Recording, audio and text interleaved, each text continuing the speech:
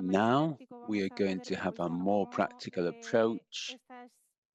In this last part of this session, we're going to look at the impact of these policies, the real tangible impact of this policy. We're going to have a presentation by the Galician Rural Development Agency. Are going to tell us about this tool that, well, we have used in the various projects. And after that, we're going to go and visit this model village, Francos de Proendos, it's his name. So let me now hand over the floor to Carlos Diaz, who is the person who's going to give this presentation. He's going to present and introduce us to this model village and to tell us about the change that it brought about.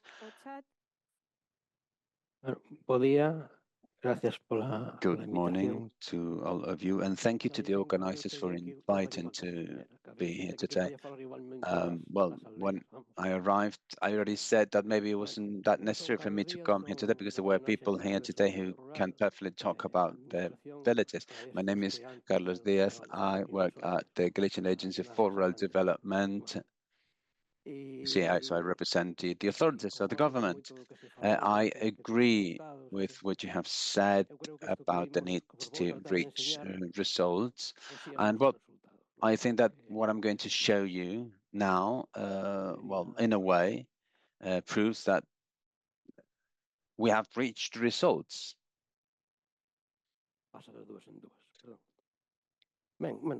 So, I'm going to stand if you are okay with that. Okay. Administrative context, governmental context. When we talk about mobility of lands, abandonment of lands, recovery of lands, etc., we're talking about, from the point of view of the administration of the government, we're talking about two things. First of all, the regulation regulating this. This is the ley for the recovery of agricultural land in Galicia. And the other leg is the player who is in charge of managing that. It reads Agadir over there. I think I'm blocking the view for some of you. So Agadir includes a number of, or deals with a number of thematic areas. I work at the Department of Land Mobility. So we work with these issues of villages, land recovery, etc. So background, when we talk about all of these issues and concepts, well, we need to look back to 2007 when the Galician Land Bank was created, and I'm referring to this Galician Land Bank because it's relevant in connection with all of these tools. Then we have that report of the Special Commission after the 2017 wildfire wave. There was a commission created by the Galician Parliament, and they published a report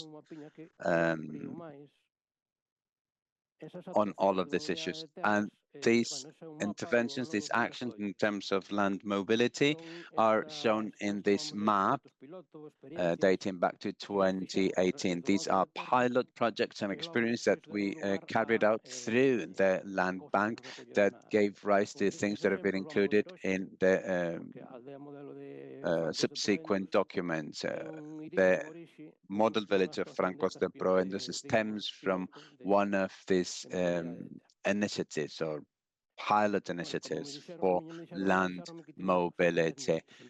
They've told me that I've got 10 minutes. I'm going to focus straight away on the village. This is a tool for recovery of lands that is regulated by one of the laws that I've already mentioned. There are 3 different tools according to the law, which are model villages, agroforestry polygons or parks or sites,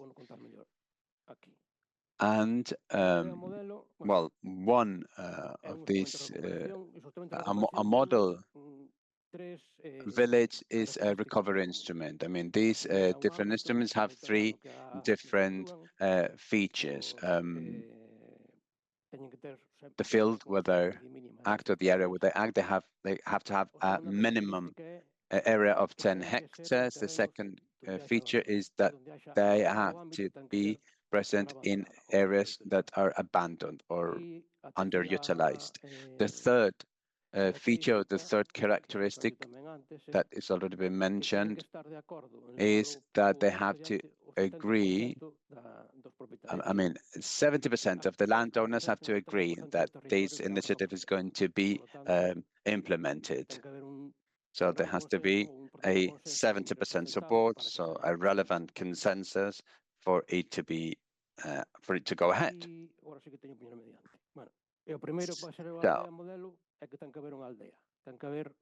for a model village to exist, of course, you have to have a village, first of all.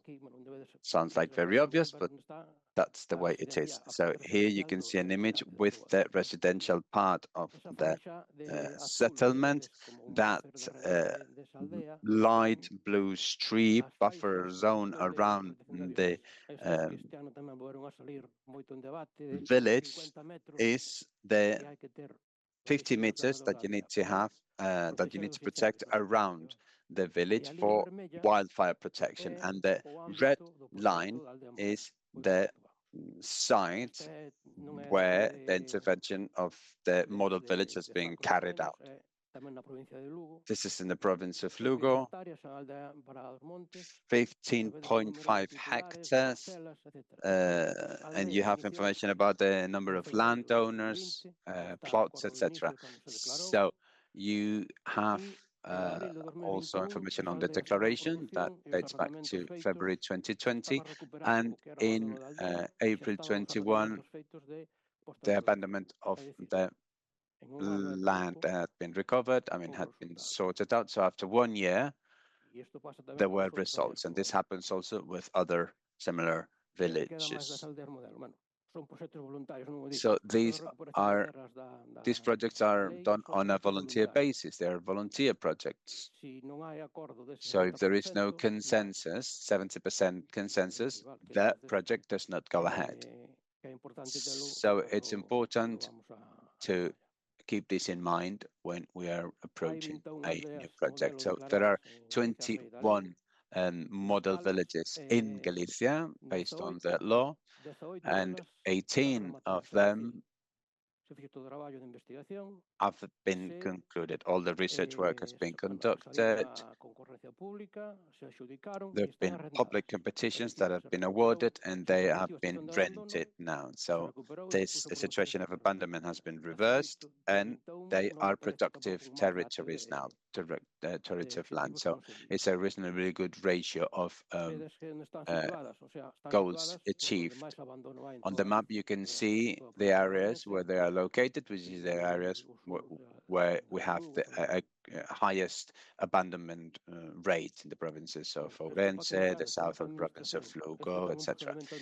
So this involves an administrative procedure. This is a simplification of the procedure that we need to complete to declare and process a model village project. So there are a number of things that need to be done. There is paperwork that needs to be completed, as you can see in the image. And well, this is Francos de Proendos. In some of the first slides, you could see that we were talking about background. What you see colored in yellow, that mobility project was carried out in 2018, 2019. This is a pilot project that we carried out at the land bank. So what we did was to determine an area, and then we contacted the landowners. So this is something that you need to focus on. You need to work on it. You need to insist on it so that you convince people. So you need to insist. So the first thing you need to do is to talk people's language. You need to speak their language. You can't just get there as a an engineer and start talking to them with technicalities, with specialized terminology, because they're not going to buy that. So what I learned from all of this is that you need to go there, listen to them and talk to them in a language that they understand. So with this project that we conducted in 2018, 2019, after renting the land, well, you had completed a part of a stage of the process, which is to convince people, and there was an experience, or well, people could see that things were happening. So this proves them that things are going to be done. And this means that the following stages are easier to do, because then there are the people in the same parish, in the same areas, that are going to be willing to participate, because they know that it's worked properly with their neighbors. So how do you convince people? First of all, you listen to them, and then there's another key factor. You need to have somebody who's from the area. You need to have a local contact. The mayor maybe, but it might be more or less receptive, depending on the village or where you are. I mean, they have to be receptive in terms that they have to be convinced of what we're going to be doing. They're going to be willing to participate. I mean, because if the mayor is not convinced, I mean, that is definitely not going to be successful. If they think this is viable, then you need to go to the village, to the hamlet, and talk to, I don't know, the 2-3 people who know everybody in the village, who are some sort of a reference for the rest of the village. So if you identify these people, these players, then you can reach the rest of the neighbors. The mobility project, you can see on the image the number of registered owners, 85, the area, 21 hectares, the number of plots, 185. I tend to 85 number of registered owners. In reality, there were more than 100. In Galicia, we have the land registry, which might be useful or not, or might be more accurate or less accurate, but that's what we have. So it's a starting point, regardless of how useful it is, depending on who did that land registry, can be more or less accurate, and it can be more or less updated.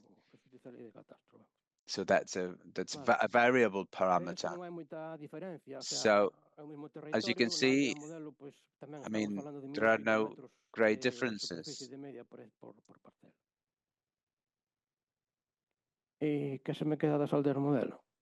So what else?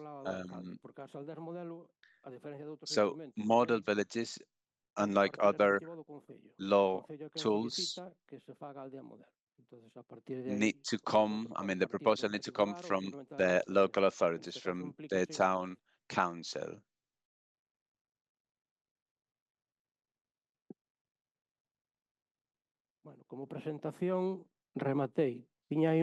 So this is the end of my presentation. I have a video that I think explains very accurately all of this. So if you can play it, I'll appreciate it.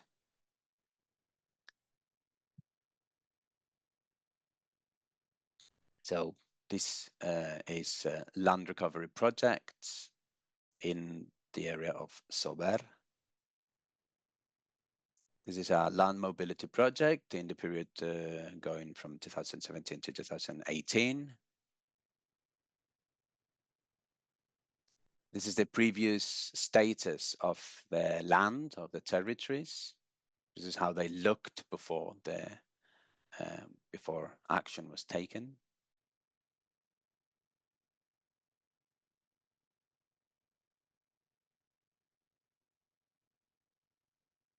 This is the planning of the field work. This is the topographical survey.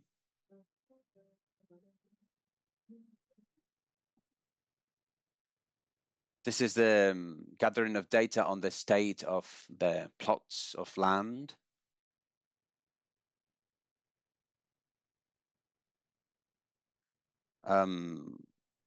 This is the clearing of the abandoned plots of land.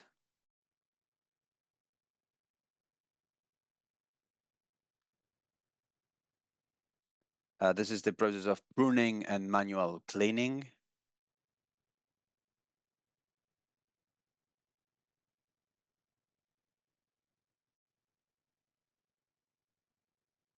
This is the result of the actions. Now, this is how this area looked after the interventions were carried out there.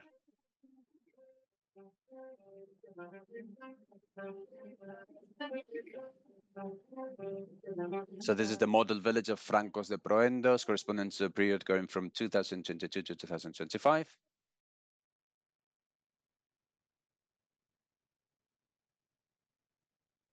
This is the way this area looked before the intervention was carried out. This is the initial review of the perimeter. This is the procedures of selective trimming and pruning.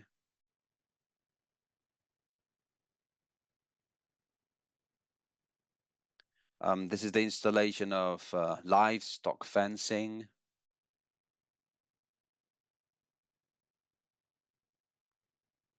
And this would be the livestock facilities that were built.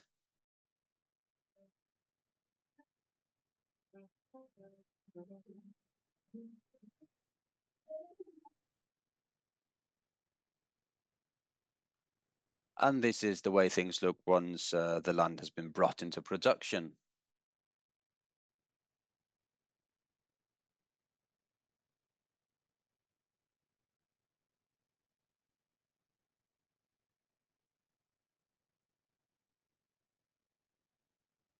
And this is the image we saw earlier with the number of registered owners, area, and number of plots for both the model village and the mobility projects. And this is the, well, the Galician government, the name of the Galician government. Este micro funciona. Con esto finaliza la presentación so this is the end of the presentation of the model village they're going to be visiting now. We're going to take the bus now to go there. For the online viewers who are not so fortunate as to have the opportunity to visit the village, well, they have the opportunity now to ask questions. So if they would like to ask any questions, we can open the floor for them. The people who have been following this meeting online. I think Danielle's question has already been answered. Any raised hands? There is one raised hand in the room. Let's hand over the mic to that person. Hello. When you have a model village, what is the business model behind it? Who is in charge of it, and how do people from the village benefit from that? Ahora sí. Vale. Pasei rápido por tempo, por eso explicábamos a importancia do Banco de Terras, porque I was telling you about the importance of the land bank, and this is because the model village, based on the law, it needs to be implemented through renting. The people who own the land, they incorporate their plots of land to the land bank, and this is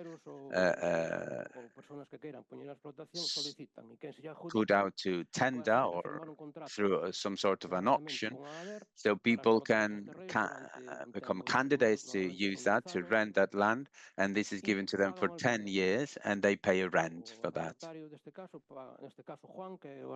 In this case, Juan, who is the person who rents that land in Proendos, is paying that rent, and we receive this rent from the person renting it, and we pay that money to the landowner. So in the model villages, in that long process that we have mentioned, the first step is to declare the village with a certain perimeter. So what does the government do? Well, they, as you could see, they clear the land. You could see the machines clearing the land. This is a project for recovery of abandoned land. So the first thing that you need to do is to clear the land, just to carry out the technical work, to measure the land, etc. And also to protect the villages from wildfires. So this is like the practical crystallization of that report that I mentioned,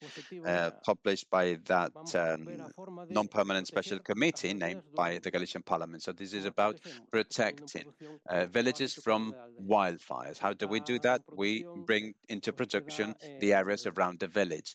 Otherwise, these areas are not going to be protected from wildfires. This year, I mean, we had a lot of wildfires. We had a wave of wildfires. So in some areas, in some areas, there were villages that were saved. I mean, houses were saved from the fire, thanks to the fact that they were model villages. Everything else was burnt. So there were cases of people who started fighting the fire because it was affecting their land. But in the villages, the model villages, this, I mean, the fire was put out automatically, I mean, thanks to the perimeter. So this is the main goal behind the villages, the model villages. So we could see that that goal was met. And in most cases, we have extensive livestock raising for these villages. I mean, the type of activity that is conducted there, you could see that there was cows, I mean, cattle, but also we have goats and sheep. But most of them operate with cattle and pigs. And I hope that answers your question. Any other questions?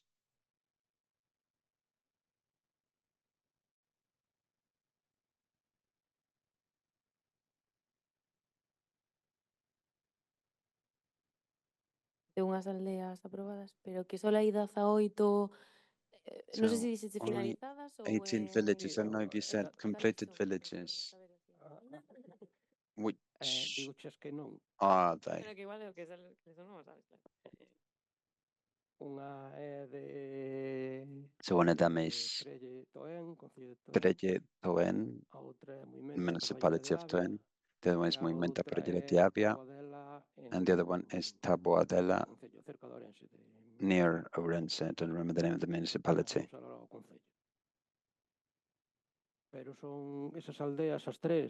But these three villages were put out to tender. Covelo, I mean, Covelo is the name of the village, Taboadela is the name of the municipality, so they were put out to tender, but there were no candidates. Nobody applied for that.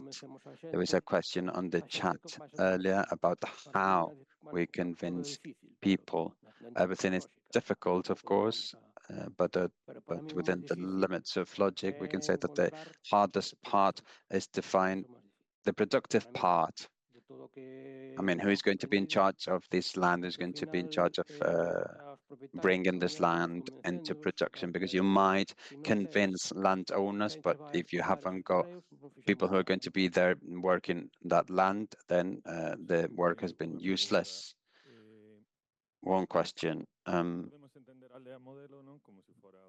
mean, we can conceive a model village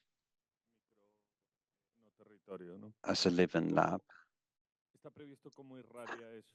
mean, how does this impact on the rest of the territory, I mean, the surrounding territory.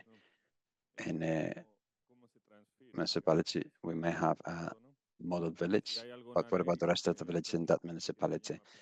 Is there anything in the law that, I don't know, places an emphasis on this in the sense that the solution is not one model village only, it's several villages or a group of villages that make the land and the territory more resilient? Is that included in the law?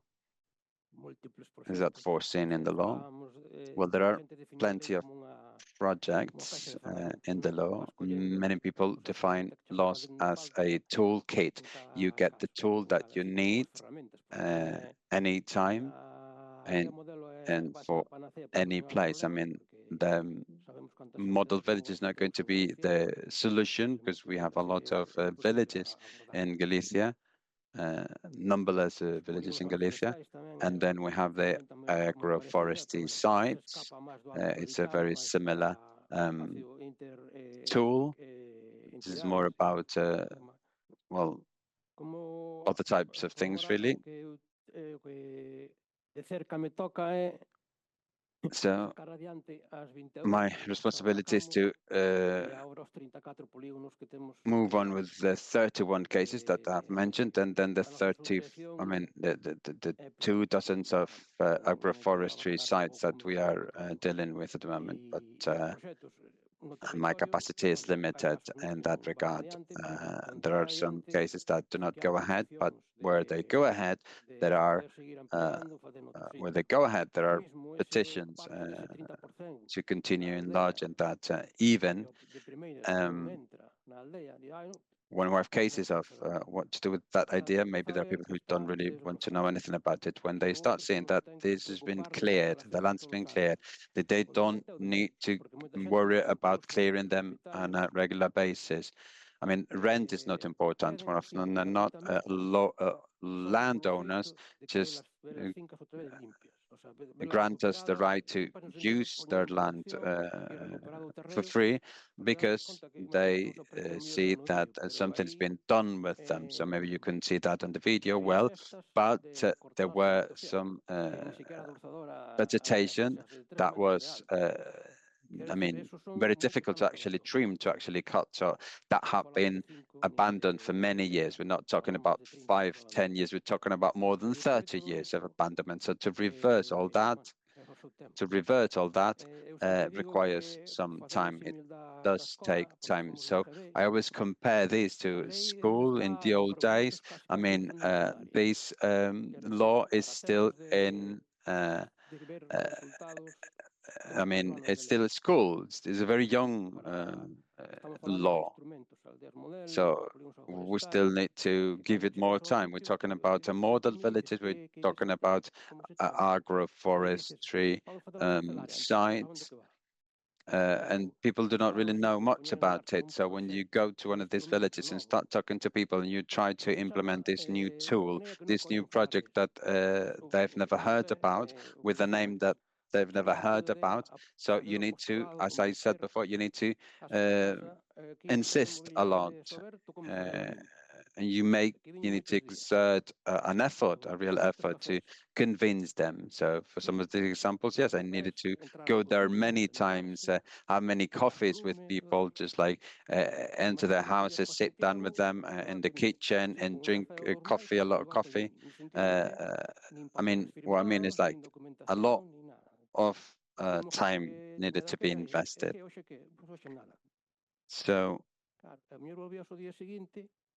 this is the way you do things, and maybe that seed that you planted today, you're going to harvest the fruits, you're going to reap the fruit of that in 4 weeks' time. And then you get the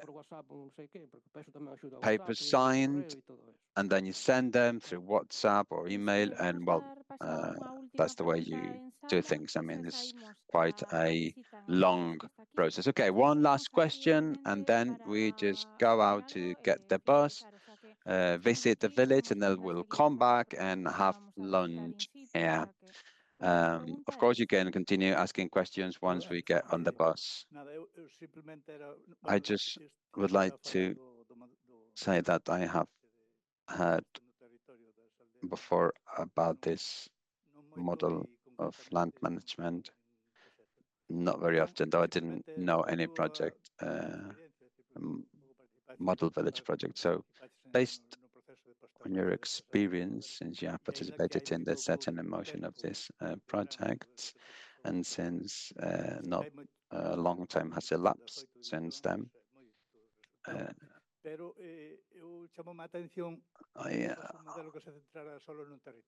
I mean, I find it interesting that it's a model that focuses only on a territory and the fact that it doesn't tackle other fields, and this is just my opinion. It should be much more cross-sectional. It might place an emphasis, it should place an emphasis on governance, it should place an emphasis on planning, socioeconomic planning, and also it should be a model that I mean, opens room for attracting people for those areas, I mean, who live there, who settle down there. Is this contributing to that? Is this contributing to changing the governance model? Is this contributing to changing the economic model? I mean, going from intensive agriculture to models which bring a greater value with more added value. What would you say to that? Well, the model village project has also a component, how to put it, a more environmentalist perspective regarding the land. And I don't want you to interpret this that I am putting any pitfalls, but in terms of concentration of plot lands, but what happens with the concentration of land plots, you get to a place and you start drawing some lines, and this generates new plots of land, but the model villages is totally different. You could see that some pathways were being cleared. So this initiative keeps the structure of the territory the way there is, unlike the concentration of plots of land. It's less invasive, therefore. In terms of attracting population who might settle down in these areas, well, one has, well, he's been with us for a long time, but I mean, he's been working with that plot of land for a long time, but now his nephew has started working in it, Javier, in the model village of Meixide in Aveiga. He moved to this village. He used to live in a city, and now he's employed 2 people. So in some cases, we can see that this is generating an activity, and that this is generating, at least this is sort of mitigating the impact of land abandonment and depopulation, because there are many villages that when we go there, I mean, every time we go there, the population has decreased. So in that aspect, well, it does. In terms of governance, I can't really tell you how this translates into more specific things, but what I do see is that in my experience, which is just my experience, as I have already said, what I can see when I deal with landowners is that even receiving a rent might be a problem for them, because this is going to be like €1, €2 for their plots of land. So they attach much more importance to the fact that this, which used to be arable land that people worked on 30 years ago, so they sort of think that the fact of getting people to actually recover that and to operate in that land again, that is much more important, you see, than the money. So it's like seeing that land being productive land again, being functional land again.